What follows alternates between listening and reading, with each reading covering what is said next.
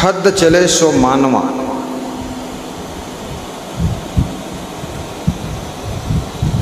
जो हद में चलता है, जो मर्यादा में रहता है, वो मानव है और वो गृहस्थ आश्रम में चलने के लिए योग्य होता है। मानव के रूप में बहुत से लोग जानवर भी हैं, जिनको कबीर कहते हैं मनुष्य के रूप में जन्म हुआ है, लेकिन जानवर की तरह जिंदगी जी रहे और जानवर जैसे मर गए।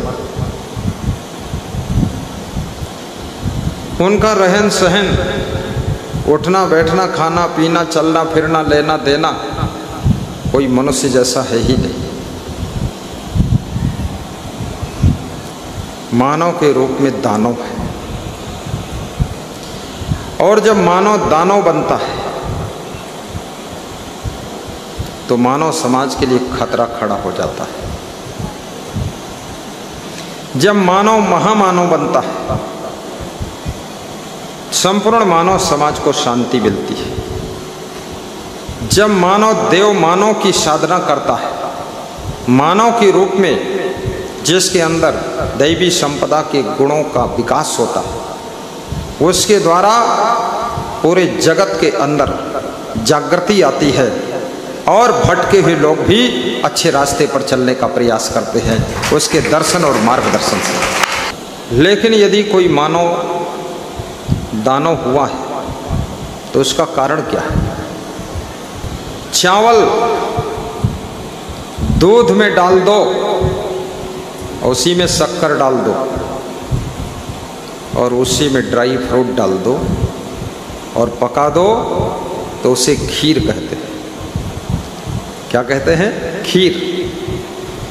चावल दूध में डालकर पका दो तो उसे खीर कहते हैं और गुरु चरणों में मन को लगाकर भक्ति करो तो उसे अपनी तकदीर कहते हैं। तकदीर कहते हैं। और वही चावल केवल पानी में डाल दो तो भात बन जाता है और वही चावल में थोड़ी दाल डाल दो, नमक डाल दो, पानी डाल दो तो खिचड़ी बन जाती है और इसमें दाल ना डालो तो कबीर का बबरा बन जाता है, जिसे यहाँ रोज खाते हैं सब लोग। कबीर का बबरा। मुझसे एक भगत पूछ रहा था, लखीमपुर खीरी में भी गया तो वहाँ भाई कबीर का बबरा मिला, कोटा में आया तो ये बबरा यहाँ भी मिला, तो ये बबरा कहाँ कहाँ जाएगा? हमने कहा तुम्हारे भाग्य में ही बबरा है, तुम जहाँ जाओगे बबरा जाएगा। कबीर का बबरा विशाल देव की चटनी और क्षमा देव के आलू बंडा और गुरुमन देव की पकौड़ी हमारे आश्रम में मशहूर है। तो चावल वही है, दूध की संगत पाकर खीर बनता है, केवल पानी की संगत पाता तो भात बनता है, साथ में नमक की संगत मिल गई और दाल की संगत मिली तो खिचड़ी बन जाता है। इसी तरह याद रखना, मनुष्य तो वही है, जैसी संगत मिल जाती है वैसी ही रंगत आपकी बन जाती है, वैसी ही रंगत बन जाती है। इसलिए कबीर साहब कहते हैं कि सत्संगत से सुख उपजे, कुसंगत से दुख होए, कहें कबीर तह जाइए जहाँ अपनी संगत हो, चले सो मानवा। कबीर साहब कहते हैं जो गृहस्थ आश्रम की मर्यादा के अंतर्गत चलता है वो मानव है। बेहद चले सो साध, और गृहस्थी का मोह छोड़कर, गृहस्थी के भोग विलास को त्याग कर, गृहस्थी के ममता के पिंजड़े से बाहर निकलकर और गृहस्थ आश्रम के जंजाल से छलांग लगाकर दुनिया के अंदर पूरी दुनिया को अपना मानकर जो व्यक्ति साधना में प्रवेश करता है, तपस्या में प्रवेश करता है, उसको साधु कहा जाता है, उसको साधु कहा जाता है।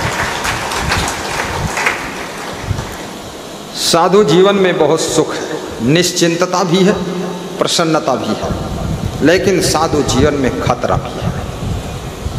खतरा ये है, काम कम है, आराम ज़्यादा है।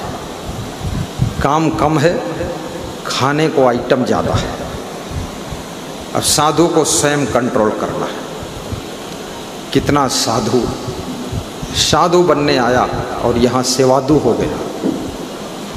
बड़े बड़े मिर्चा आधा फीट लंबे निकाल के भून के ऐसे खाता है मूली गाजर की तरह। बहुत बड़ा धूर्त प्राणी है। जिह्वा को जो कंट्रोल नहीं कर सकता है, वो अपनी बाकी इंद्रियों को कैसे कंट्रोल करेगा। इसलिए याद रखना, साधु का मतलब है अपने इंद्रियों को साध लेना। साधु का मतलब है जीवन में हर चीज को साध कर रखना।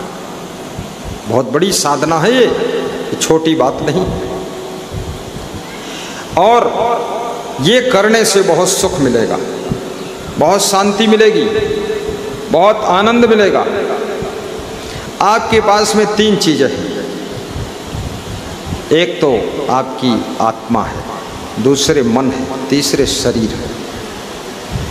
शरीर को भोजन, कपड़ा, मकान चाहिए, मन को सुख चाहिए और आत्मा को शांति चाहिए। इस आत्मा की शांति के लिए भी प्रबंधन कीजिए। ज़्यादातर लोगों की जिंदगी शरीर के सीमा में ही बीत जाती है। बस वो मन के सुख के लिए भी कोई उपाय नहीं कर पाते। शरीर का इंतजाम करते करते ही उनका मन चिंतित हो जाता है। शरीर की व्यवस्था में ही वे फेल हो जाते हैं।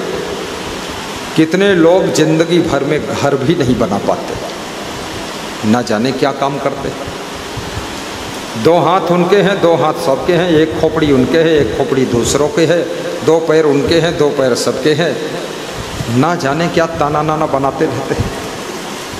घर नहीं बना सके, साइकिल भी नहीं है, और सरकार लिखती है कि गरीबी की रेखा से नीचे है। ये एक गरीबी की रेखा खींचा और सरकार ने कहा उससे भी नीचे है। और मुझे हंसी आती है, ये सरकार किसी की गरीबी को मिटा नहीं सकती है जब तक गरीब स्वयं गरीबी को मिटाने के लिए संकल्प लेकर खड़ा नहीं होगा, तब तक गरीबी मिटने